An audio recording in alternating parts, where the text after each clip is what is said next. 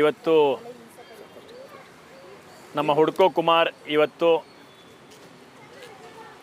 ಈ ಸಾಲಿನ ಮಕ್ಕಳ ದಿನಾಚರಣೆ ಅಂಗವಾಗಿ ಎಲ್ಲ ಮಕ್ಕಳುಗಳಿಗೆ ಪರಿಸರ ಆಸಕ್ತಿಯನ್ನು ಅವ್ರ ಒಳಗಡೆ ಅದನ್ನು ಕನೆಕ್ಟ್ ಮಾಡೋ ದೃಷ್ಟಿಯಲ್ಲಿ ಚಿತ್ರಕಲಾ ಸ್ಪರ್ಧೆಯನ್ನು ಪರಿಸರದ ಬಗ್ಗೆ ಮಾಡುವಂಥ ಒಂದು ಚಟುವಟಿಕೆಯನ್ನು ಇಲ್ಲಿ ಹಮ್ಮಿಕೊಂಡಿದ್ದಾರೆ.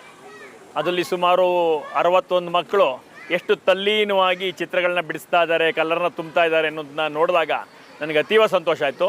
ಅದಕ್ಕಿಂತ ಒಳಗಡೆ ಅನಿಸುತ್ತೇನೆಂದರೆ, ಮಗುವಿನ ಮನಸ್ಸಿನಲ್ಲಿ ಪರಿಸರವನ್ನು ಉಳಿಸಬೇಕು ಅನ್ನುವಂಥ ಕನೆಕ್ಟಿವಿಟಿ ಕೊಡಬೇಕು ಅಂದರೆ ಈ ಥರದ ಅವಶ್ಯಕತೆಗಳು ತುಂಬ ದೊಡ್ಡ ಮಟ್ಟಿಗೆ ಇರ್ತವೆ. ಅಂಥ ದೃಷ್ಟಿಕೋನ ಇಟ್ಕೊಂಡು ಇದು ತುಂಬ ಯಶಸ್ವಿ ಕಾರ್ಯಕ್ರಮ. ನಾಳೆ ಚಿತ್ರವನ್ನು ಒಂದು ಮಗು ತೆಂಗಿನಕಾಯಿ ಮರ ಬಿಡಿಸ್ತಾ ಇದೆ, ಒಂದು ಮಗು ಕಾಡಿನ ಮರಗಳ ಜೊತೆಗೆ ಆನೆ ಬಿಡಿಸ್ತಾ ಇದೆ. ಅಂದರೆ ಎಲ್ಲಿ ಮರ ಸಂಪತ್ತುಗಳು ಸಮೃದ್ಧವಾಗಿರ್ತವೆ, ಸಸ್ಯ ಸಂಪತ್ತುಗಳು, ಅಂದರೆ ಅಲ್ಲಿ ಪ್ರಾಣಿ ಪಕ್ಷಿಗಳು ಒಂದು ಸಮತೋಲನ ಇರಬೇಕು ಅನ್ನುವಂಥದ್ದು ಆ ಹುಡುಗಂಗೆ ಮನಸ್ಸಿನಲ್ಲಿ ಕಲ್ಪನೆ ಸ್ಪಷ್ಟ ಆಗುತ್ತೆ. ಅಂಥ ಸ್ಪಷ್ಟನೆಯನ್ನು ಮೂಡಿಸುವ ದಿಕ್ಕಿನಲ್ಲಿ ಈ ಯುವ ಸಮೂಹನ ಜೋಡಿಸುವಂಥ ಪ್ರಯತ್ನ ಏನಿದೆಯೋ ನಮಗೆ ತೆಟ್ಟಿರ್ತಕ್ಕಂಥದ್ದು ಪರಿಸರಕ್ಕೆ ಮನುಷ್ಯನಿಂದ, ಬೇರೆ ಯಾರಿಂದ ಅಲ್ಲ. ಈ ಮನುಷ್ಯ ಆಧುನಿಕ ಯುಗದಲ್ಲಿ ಎಲ್ಲವನ್ನು ವೇಗವಾಗಿ ಪಡ್ಕೋಬೇಕು ಅನ್ನುವಂಥ ಚಿಂತನೆಯಲ್ಲಿ ಅದರ ನಾಶ ಮಾಡಿಕೊಟ್ಟಿದ್ದೀವಲ್ಲ, ನಾಶದ ಅರಿವು ಮಕ್ಕಳಿಗಾದರೆ ಅವ್ರು ಉಳಿಸುವಂಥ ಪ್ರಯತ್ನ ಮಾಡ್ತಾರೆ. ಅಂಥ ಪ್ರಯತ್ನದ ಒಂದು ಯಶಸ್ವಿ ಕಾರ್ಯಕ್ರಮ ಇದು ಅನಿಸುತ್ತೆ. ಇದು ಕನ್ನಡದ ಒಂದು ಕಡೆ ಕಾರ್ಯಕ್ರಮ, ಒಂದು ಕಡೆ ಮಕ್ಕಳ ದಿನಾಚರಣೆ ಕಾರ್ಯಕ್ರಮ, ಅವರಿಗೆ ಪರಿಸರವನ್ನು ಕನೆಕ್ಟ್ ಮಾಡುವಂಥ ಕಾರ್ಯಕ್ರಮ. ನನಗೆ ಅತ್ಯಂತ ಹೆಮ್ಮೆ ಮತ್ತು ಅಭಿಮಾನ ಮೂಡುತ್ತೆ. ಕುಮಾರ್ ಈ ರೀತಿಯಾದಂಥ ಯಾವುದೇ ರೀತಿ ಹೆಚ್ಚು ಹೆಚ್ಚು ಪ್ರಚಾರಕ್ಕಿಂತ ಆಚೆಗೆ ನೈಜವಾಗಿ ಮುಂದಿನ ಪೀಳಿಗೆಗೆ ಇದು ಕನೆಕ್ಟ್ ಆಗಬೇಕು ಅನ್ನೋ ಒಂದು ಸದುದ್ದೇಶದಿಂದ ಮಾಡುವಂಥ ಕಾರ್ಯಕ್ರಮಗಳನ್ನ ಅವನು ಮಾಡ್ತಾ ಇರೋದಕ್ಕೆ ಅವನಿಗೆ ವಿಶೇಷವಾಗಿ ಅಭಿನಂದನೆ ಸಲ್ಲಿಸ್ತಾ, ಮೊನ್ನೆ ನಮ್ಮ ಸಾಂಪ್ರದಾಯಿಕವಾದಂಥ ತುಳಸಿ ಹಬ್ಬಕ್ಕೆ ಸಂಬಂಧಪಟ್ಟಂಗೆ ತುಳಸಿ ಗಿಡಗಳ ವಿತರಣೆಯನ್ನು ಮಾಡಿ ಒಂದು ಆಧ್ಯಾತ್ಮಿಕ ಕೊಂಡಿಯನ್ನು ಕೂಡ ಅವನು ಮೊನ್ನೆ ಹಲವಾರು ಸಾವಿರಾರು ಜನಕ್ಕೆ ಅದನ್ನು ವಿತರಣೆ ಮಾಡುವಂಥ ಪ್ರಯತ್ನ ಮಾಡ್ದ. ನನಗೆ ತುಂಬ ಟೈಮ್ ಒಂದು ಪ್ರಶ್ನೆ ಬರುತ್ತೆ, ಬದುಕಿನಲ್ಲಿ ಶ್ರೀಮಂತರು ಯಾರು ಅಂತ.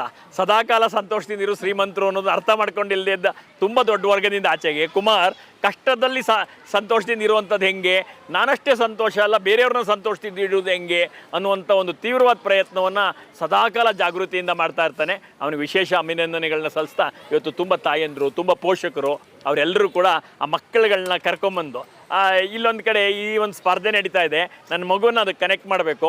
ಮುಂದಿನ ಪರಿಸರವನ್ನು ಉಳಿಸುವಂಥ ನೇತಾರರುಗಳವರು, ಕೊಂಡಿಯವರು ಆ ಒಂದು ಮಕ್ಕಳುಗಳಿಗೆ ಇದರ ಒಂದು ಪರಿಜ್ಞಾನವನ್ನು, ಇದರೊಂದು ಅಟ್ಯಾಚ್ಮೆಂಟನ್ನು ಬೆಳೆಸುವಂಥ ಒಂದು ಪ್ರಯತ್ನ ಇದೆಯಲ್ಲ, ಅದಕ್ಕಾಗಿ ಇಲ್ಲಿಗೆ ಈ ಮಕ್ಕಳನ್ನ ಕರ್ಕೊಂಬಂದ ಪೋಷಕರಿಗೂ ವಿಶೇಷ ಅಭಿನಂದನೆ ಸಲ್ಲಿಸ್ತೀನಿ.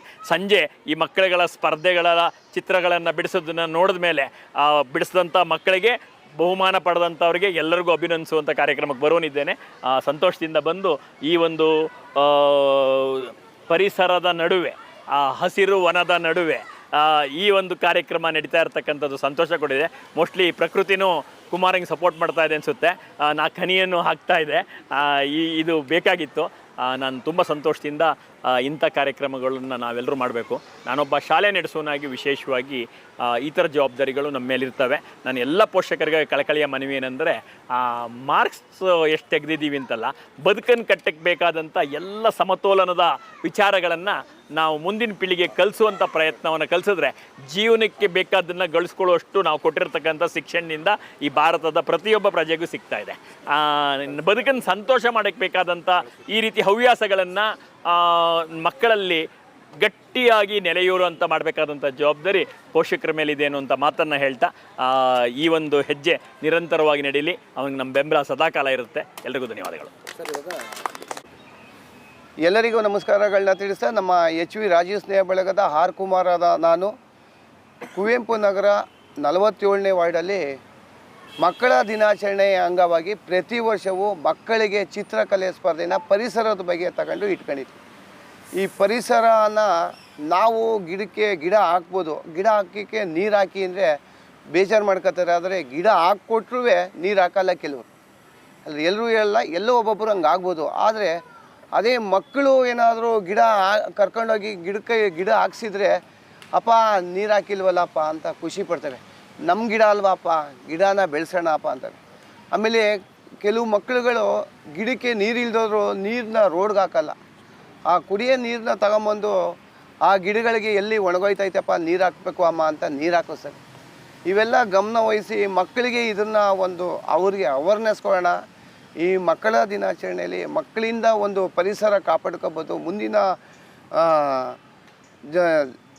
ದಿನದಲ್ಲಿ ಮಕ್ಕಳುಗಳು ಈ ಥರ ಪರಿಸರನ ಅವರೇ ಕಾಪಾಡ್ಕೊಳ್ಳೋದು ಅಂತ ಹೇಳ್ತಾ, ಈ ರೀತಿ ಅನೇಕ ಕಾರ್ಯಕ್ರಮಗಳನ್ನ ನಮ್ಮ ರಾಜೀವ್ ಸ್ನೇಹ ಬಳಗದಿಂದ, ನನ್ನ ಹೆಸರು ಕುಮಾರ್ ಅಂತೇಳಿ, ಈ ಸ್ವಚ್ಛತಾ ಕಾರ್ಯಕ್ರಮ ಆಗ್ಬೋದು, ನಾವು ಒಂದು 328 ಕಾರ್ಯಕ್ರಮ ಮಾಡ್ಕೊಂಡು ಬರೋ ಜೊತೆಗೆ ಹಿರಿಯ ನಾಗರಿಕರಿಗೆ ಪಾರ್ಥಿನಿಯಂ ಗಿಡಗಳನ್ನ ಕಳೆದ ಬಾರಿ ಕೀಳ್ತಾ ಇದೆ, ದಮ್ಮು ಆಸ್ಮಾ ಬರ್ತಾಯಿತ್ತು ಅಂತೇಳಿ. ಅದೇ ರೀತಿ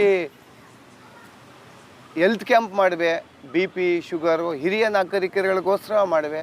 ಅದೇ ರೀತಿ ಪರಿಸರ ದಿನಾಚರಣೆಯಲ್ಲಿ ಪ್ರತಿ ವರ್ಷ ಡಯಾಬಿಟಿಕ್ ಔಷಧಿ ಗಿಡಗಳನ್ನೇ ಕೊಡ್ತೀನಿ, ಅದು ಹಿರಿಯ ನಾಗರಿಕರುಗಳಿಗೆ ಅನುಕೂಲ ಆಗಲಿ ಅಂತ. BP ತುಳಸಿ, ಅಮೃತಬಳ್ಳಿ, ಇನ್ಸುಲಿನು, ಕರ್ಬೇವಿನ ಸೊಪ್ಪು, ಪಪ್ಪಾಯಿ, ರಣಕಳಿ, ಆಲೋವೆರಾ, ಈ ಥರ ಹಲವಾರು ಔಷಧಿ ಗಿಡಗಳನ್ನ ಜೂನ್ ತಿಂಗಳಲ್ಲಿ ಕೊಡ್ತೀನಿ. ಅದೇ ರೀತಿ ಹೆಲ್ತ್ ಕ್ಯಾಂಪ್ ಮಾಡ್ತೀನಿ, ಹೈ ಕ್ಯಾಂಪ್ ಮಾಡ್ತೀನಿ.